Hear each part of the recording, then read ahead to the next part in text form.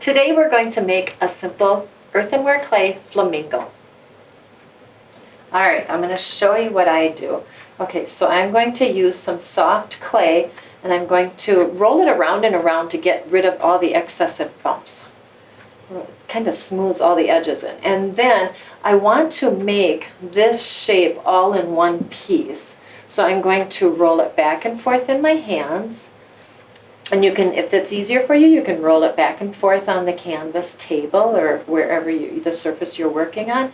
But the idea is to make a narrow, long neck, but to keep the body nice and thick. So I'm going to roll the neck nice and narrow. And I'm going to roll the neck narrower than the head. Just to soften it up. Okay, so now I've got the head up here and I'm going to make the big broad beak that they have. If you've ever looked at a flamingo kind of closely, they have a very large beak. It's got kind of a curve at the top and then the peak down at the bottom, right? And then their head curves over. Their neck is kind of in the shape of an S. So we're going to do that also.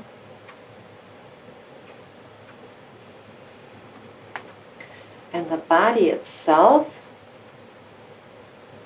I'm going to just shape the tail. The tail tends to point down on a flamingo.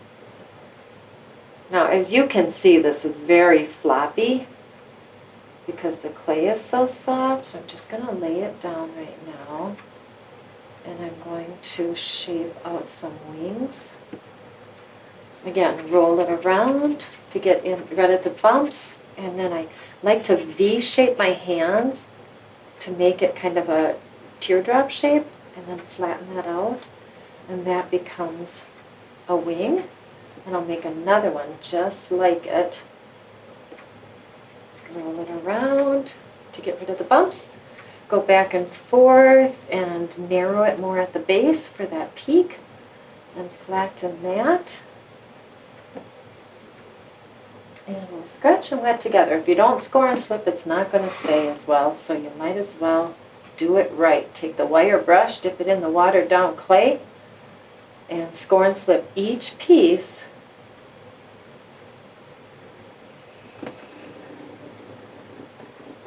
Go, scratch them at the other wing, turn you around.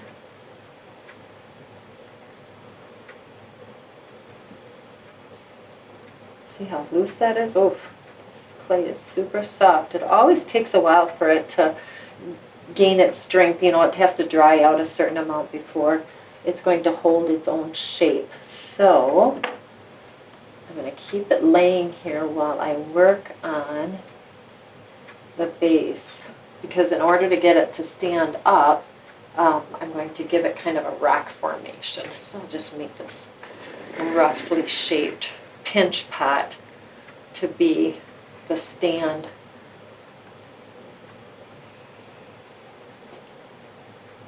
There we go. That looks like a rock, doesn't it? Okay, so I like to use cooking skewers for a lot of things. So I'm just going to place the skewers in here, and then once the flamingo was resting long enough to support its own shape, then I would put the legs in, and then it'll stand. Okay, it's kind of supporting its shape right now, but if this video went much longer, we would definitely lose it. And then also you can always take a tool and put some eyes in there. So simple. Thanks for watching.